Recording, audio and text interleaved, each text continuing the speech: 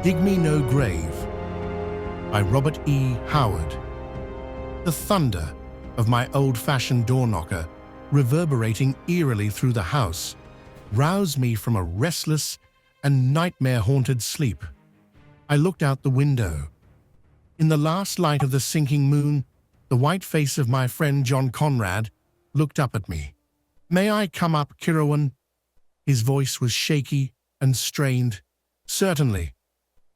I sprang out of bed and pulled on a bathrobe as I heard him enter the front door and ascend the stairs. A moment later, he stood before me, and in the light which I had turned on, I saw his hands tremble and noticed the unnatural pallor of his face. "Old John Grimlan died an hour ago," he said abruptly. "Indeed, I had not known that he was ill. It was a sudden, virulent attack of peculiar nature, a sort of seizure somewhat akin to epilepsy. He has been subject to such spells of late years, you know." I nodded. I knew something of the old hermit-like man who had lived in his great dark house on the hill.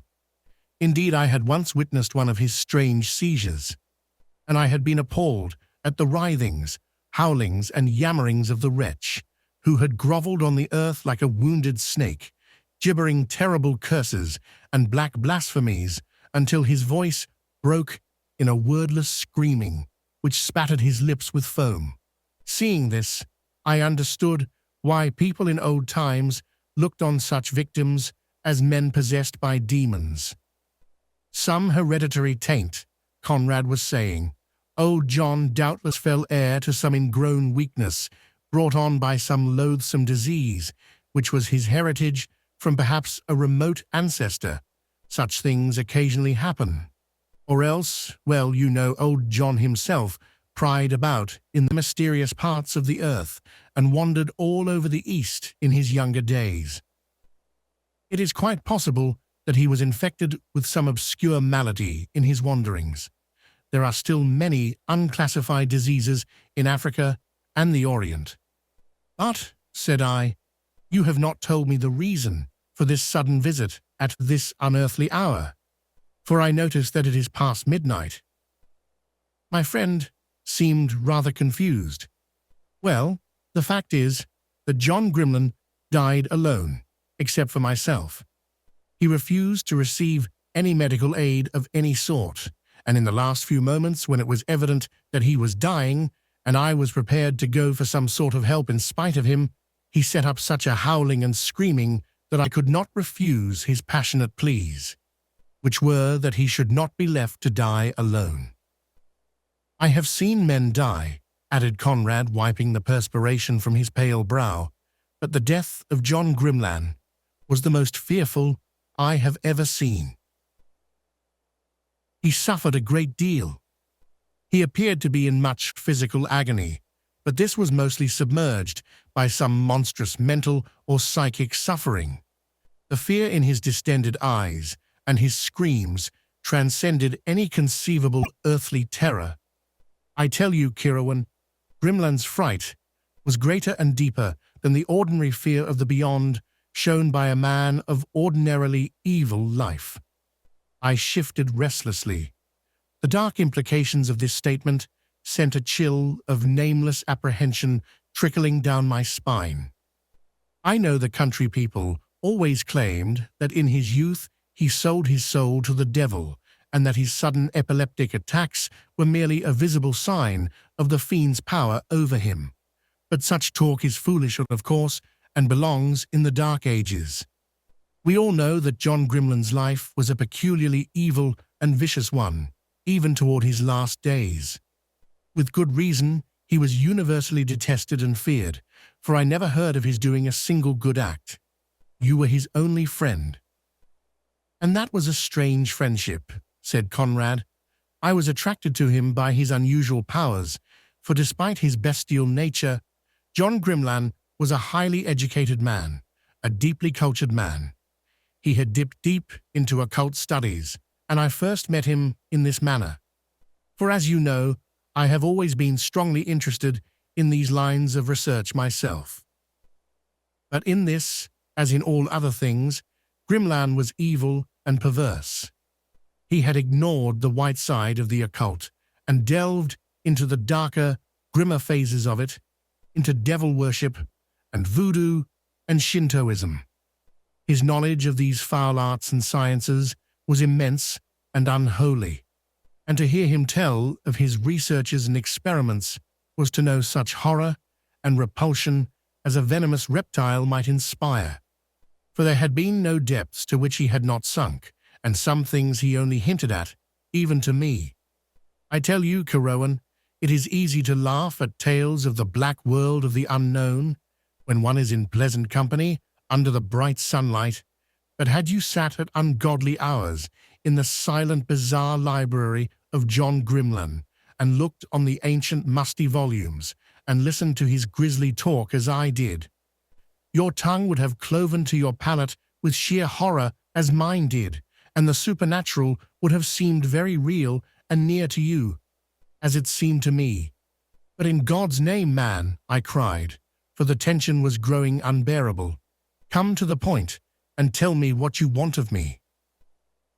I want you to come with me to John Grimlan's house and help carry out his outlandish instructions in regard to his body. I had no liking for the adventure, but I dressed hurriedly, an occasional shudder of premonition shaking me. Once fully clad, I followed Conrad out of the house and up the silent road which led to the house of John Grimlan.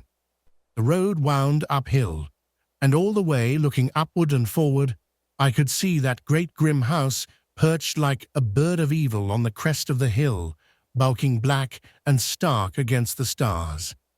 In the west pulsed a single dull red smear, where the young moon had just sunk from view behind the low black hills. The whole night seemed full of brooding evil, and the persistent swishing of a bat's wings somewhere overhead caused my taut nerves to jerk and thrum. To drown the quick pounding of my own heart, I said, "Do you share the belief so many hold that John Grimlan was mad?" We strode on several paces before Conrad answered, seemingly with a strange reluctance. But for one incident, I would say no man was ever saner. But one night in his study, he seemed suddenly to break all bonds of reason. He had discoursed for hours on his favorite subject, black magic, when suddenly he cried, as his face lit with a weird, unholy glow, "Why should I sit here babbling such child's prattle to you? These voodoo rituals, these Shinto sacrifices, feathered snakes, goats without horns, black leopard cults, bah, filth and dust that the wind blows away, dregs of the real unknown, the deep mysteries, mere echoes from the abyss. I could tell you things that would shatter your paltry brain. I could breathe into your ear names that would wither you like a burnt weed. What do you know of Yog-Sothoth, of Kathulos and the sunken cities? None of these names is even included in your mythologies. Not even in your dreams have you glimpsed the black cyclopean walls of Koth, or shriveled before the noxious winds that blow from Yuggoth. But I will not blast you lifeless with my black wisdom. I cannot expect your infantile brain to bear what mine holds. Were you as old as I, had you seen, as I have seen, kingdoms crumble and generations pass away, had you gathered as ripe grain the dark secrets of the centuries? He was raving away, his wildly lit face scarcely human in appearance, and suddenly, noting my evident bewilderment, he burst into a horrible cackling laugh.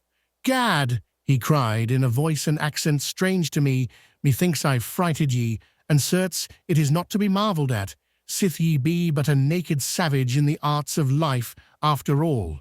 Ye think I be old, eh? Why, ye gaping lout, you'd drop dead were I to divulge the generations of men I've known." But at this point, such horror overcame me that I fled from him as from an adder, and his high-pitched, diabolical laughter followed me out of the shadowy house. Some days later, I received a letter apologizing for his manner and ascribing it candidly, too candidly, to drugs. I did not believe it, but I renewed our relations after some hesitation. "It sounds like utter madness," I muttered. "Yes," admitted Conrad hesitantly. "But, Kieran, have you ever seen anyone who knew John Grimlin in his youth?" I shook my head. "I have been at pains to inquire about him discreetly," said Conrad. "He has lived here, with the exception of mysterious absences, often for months at a time, for 20 years. The older villagers remember distinctly when he first came and took over that old house on the hill, and they all say that in the intervening years he seems not to have aged perceptibly. When he came here, he looked just as he does now, or did up to the moment of his death, of the appearance of a man about 50. I met old von Benck in Vienna, who said he knew Grimlan when a very young man studying in Berlin 50 years ago, and he expressed astonishment that the old man was still living, for he said at that time Grimlan seemed to be about 50 years of age. I gave an incredulous exclamation, seeing the implication toward which the conversation was trending. "Nonsense. Professor von Benck is past 80 himself, and liable to the errors of extreme age. He confused this man with another." Yet as I spoke, my flesh crawled unpleasantly, and the hairs on my neck prickled. "Well," shrugged Conrad, "here we are, at the house." The huge pile reared up menacingly before us, and as we reached the front door, a vagrant wind moaned through the nearby trees, and I started foolishly as I again heard the ghostly beat of the bat's wings. Conrad turned a large key in the antique lock, and as we entered, a cold draught swept across us like a breath from the grave. Mouldy and cold, I shuddered.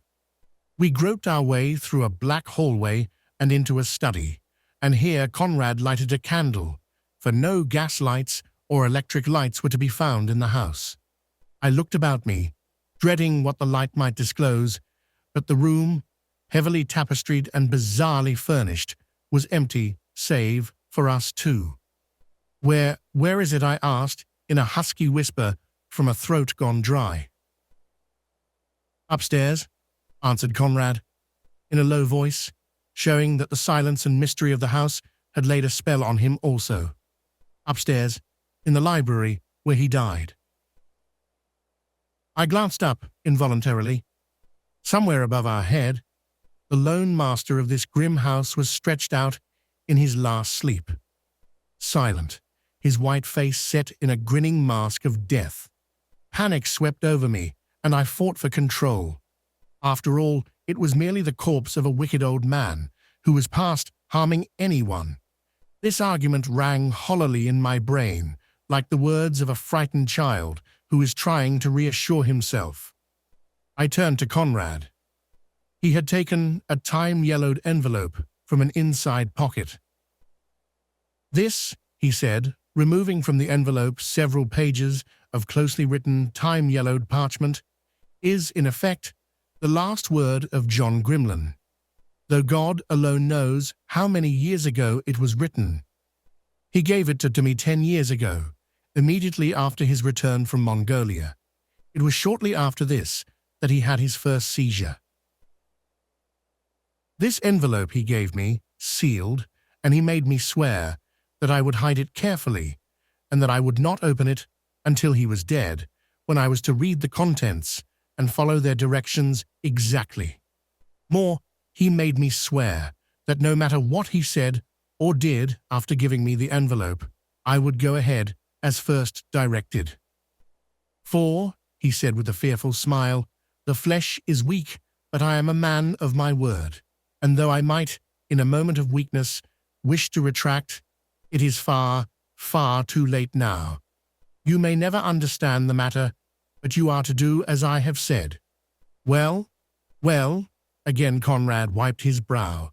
Tonight, as he lay writhing in his death agonies, his wordless howls were mingled with frantic admonitions to me to bring him the envelope and destroy it before his eyes.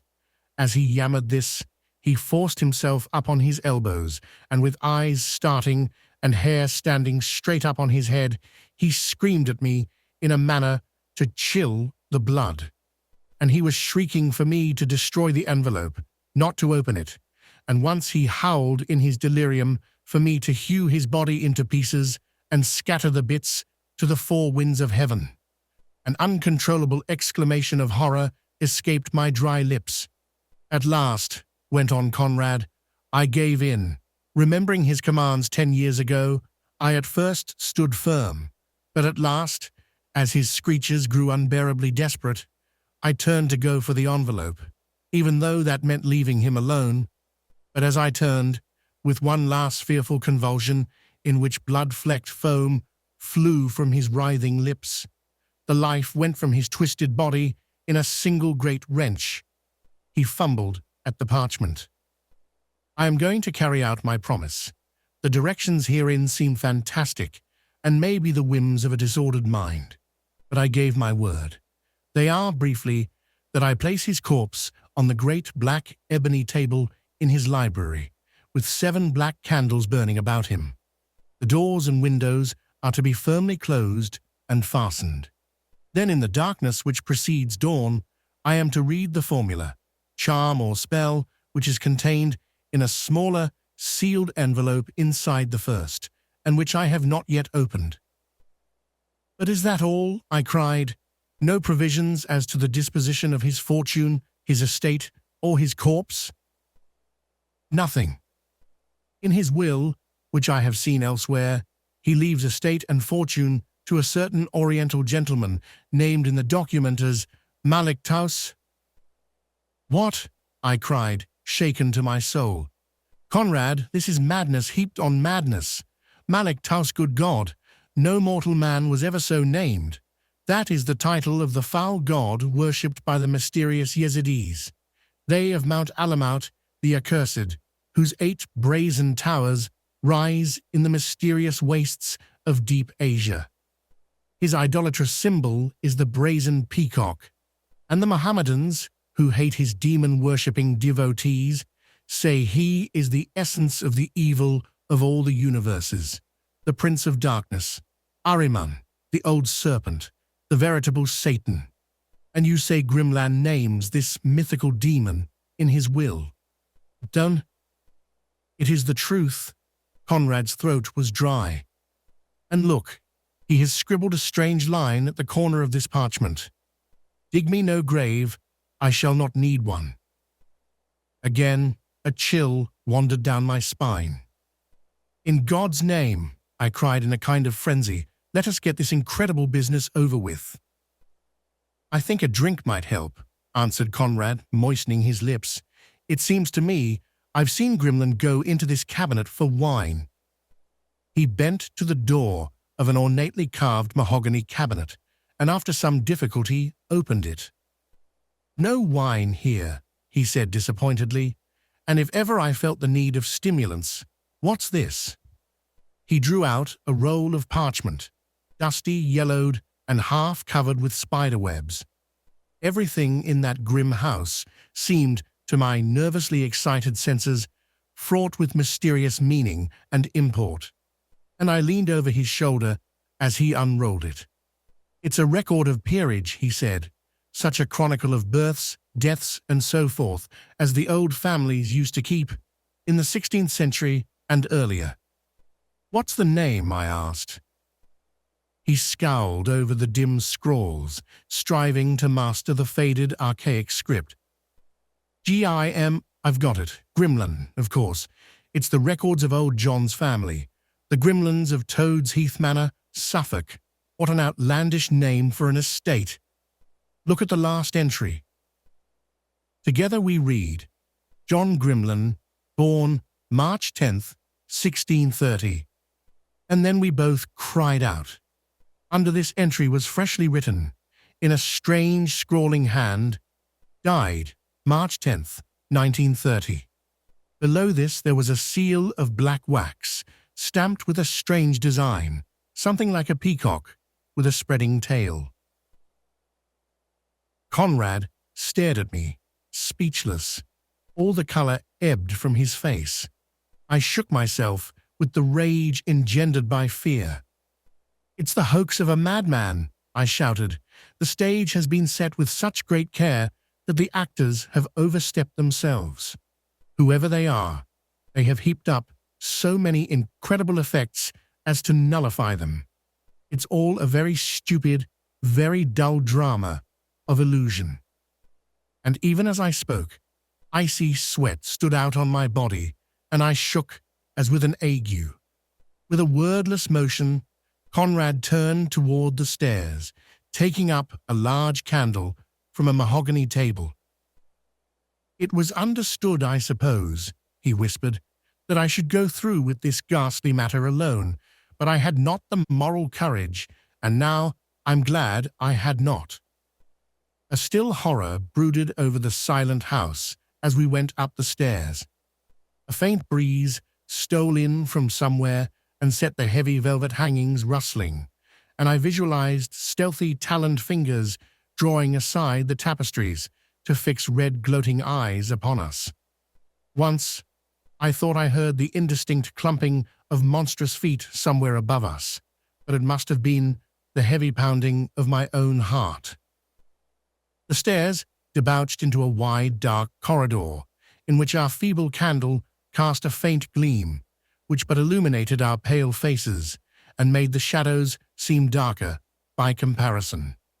We stopped at a heavy door, and I heard Conrad's breath draw in sharply as a man's will when he braces himself physically or mentally. I involuntarily clenched my fists until the nails bit into the palms. Then Conrad thrust the door open. "Ha!" A sharp cry escaped his lips. The candle dropped from his nerveless fingers and went out. The library of John Grimlin was ablaze with light, though the whole house had been in darkness when we entered it. This light came from 7 black candles, placed at regular intervals about the great ebony table. On this table, between the candles, I had braced myself against the sight. Now, in the face of the mysterious illumination and the sight of the thing on the table, my resolution nearly gave way. John Grimlin had been unlovely in life. In death, he was hideous. Yes, he was hideous, even though his face was mercifully covered with the same curious silken robe, which worked in fantastic bird-like designs, covered his whole body except the crooked claw-like hands and the bare, withered feet. A strangling sound came from Conrad. "My God," he whispered, "what is this?" I laid his body out on the table and placed the candles about it, but I did not light them, nor did I place that robe over the body. And there were bedroom slippers on his feet when I left. He halted suddenly. We were not alone in the death room. At first we had not seen him, as he sat in the great armchair in a farther nook of a corner, so still that he seemed a part of the shadows cast by the heavy tapestries. As my eyes fell upon him, a violent shuddering shook me, and a feeling akin to nausea racked the pit of my stomach. My first impression was of vivid oblique yellow eyes, which gazed unwinkingly at us. Then the man rose and made a deep salaam, and we saw that he was an Oriental. Now when I strive to etch him clearly in my mind, I can resurrect no plain image of him. I only remember those piercing eyes and the yellow, fantastic robe he wore. We returned his salute mechanically, and he spoke in a low, refined voice. "Gentlemen, I crave your pardon. I have made so free as to light the candles. Shall we not proceed with the business pertaining to our mutual friend?" He made a slight gesture toward the silent bulk on the table. Conrad nodded, evidently unable to speak. The thought flashed through our minds at the same time, that this man had also been given a sealed envelope. But how had he come to the Grimlin house so quickly? John Grimlin had been dead scarcely 2 hours, and to the best of our knowledge, no one knew of his demise but ourselves. And how had he got into the locked and bolted house? The whole affair was grotesque and unreal in the extreme. We did not even introduce ourselves or ask the stranger his name. He took charge in a matter-of-fact way, and so under the spell of horror and illusion were we, that we moved dazedly, involuntarily obeying his suggestions given us in a low, respectful tone. I found myself standing on the left side of the table, looking across its grisly burden at Conrad. The Oriental stood with arms folded and head bowed at the head of the table. Nor did it then strike me as being strange that he should stand there instead of Conrad, who was to read what Grimlin had written. I found my gaze drawn to the figure worked on the breast of the stranger's robe, in black silk, a curious figure somewhat resembling a peacock and somewhat resembling a bat or a flying dragon. I noted with a start that the same design was worked on the robe covering the corpse. The doors had been locked, the windows fastened down. Conrad, with a shaky hand, opened the inner envelope and fluttered open the parchment sheets contained therein. These sheets seemed much older than those containing the instructions to Conrad in the larger envelope. Conrad began to read in a monotonous drone, which had the effect of hypnosis on the hearer. So at times the candles grew dim in my gaze, and the room and its occupants swam strange and monstrous, veiled and distorted like an hallucination. Most of what he read was gibberish. It meant nothing. Yet the sound of it and the archaic style of it filled me with an intolerable horror. To ye contract elsewhere recorded I, John Grimlin, hereby swear by ye name of ye nameless one to keep good faith. Wherefore do I now write in blood these words spoken to me in this grim, silent chamber, in ye deader city of Koth, whereto no mortal man hath attained but me. These same words now writ down by me to be read over my body at ye appointed time to fulfill my part of ye bargain which I entered into of mine own free will knowledge, being of right mind, 50 years of age this year of 1680 AD. Here beginneth ye incantation.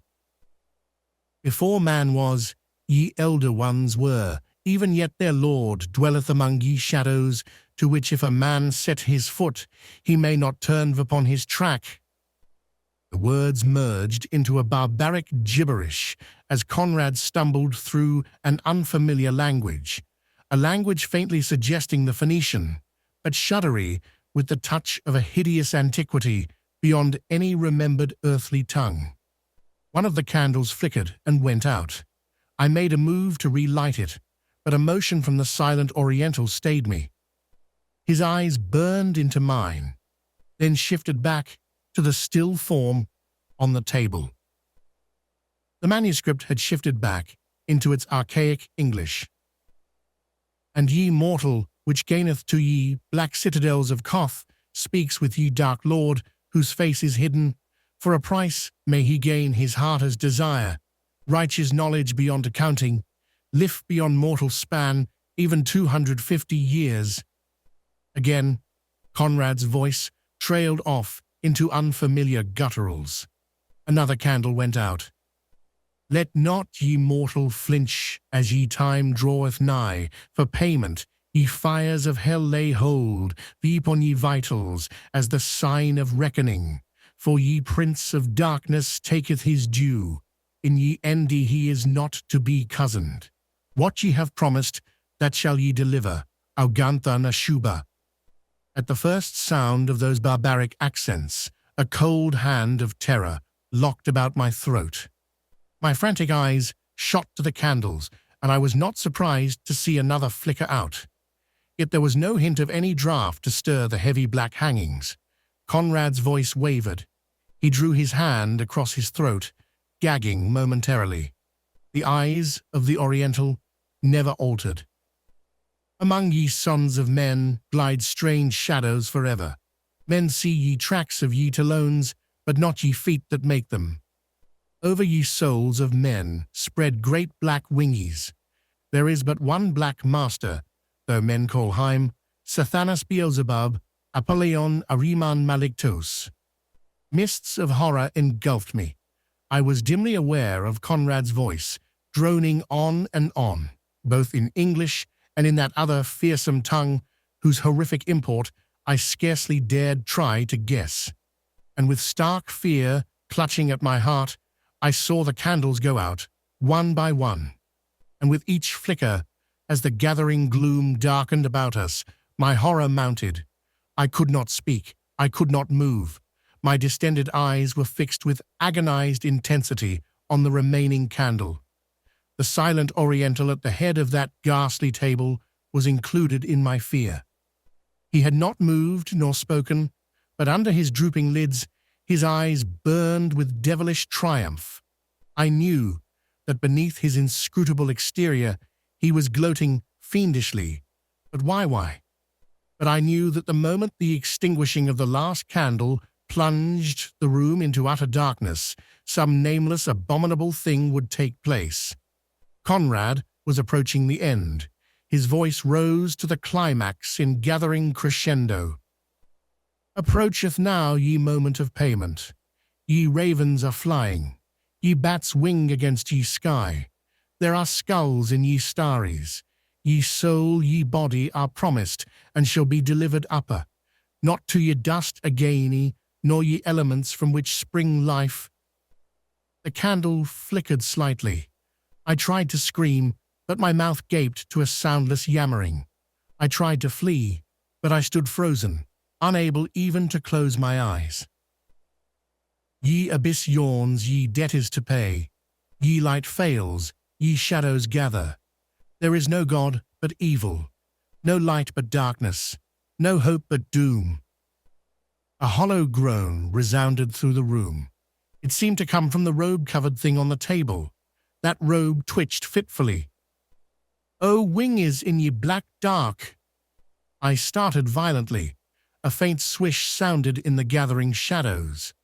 The stir of the dark hangings. It sounded like the rustle of gigantic wings. "Oh, redder eyes in ye shadows. What is promised, what is writ in blood is fulfilled. Ye light is gulfed in blackness. Yah, Koth." The last candle went out suddenly, and a ghastly, unhuman cry that came not from my lips or from Conrad's burst unbearably forth. Horror swept over me like a black icy wave. In the blind dark, I heard myself screaming terribly.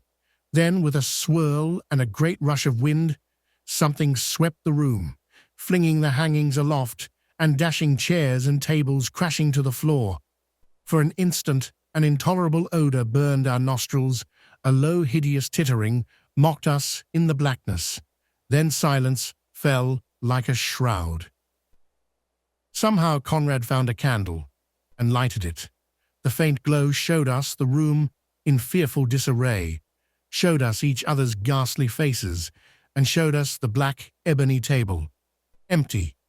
The doors and windows were locked, as they had been, but the Oriental was gone, and so was the corpse of John Grimlin.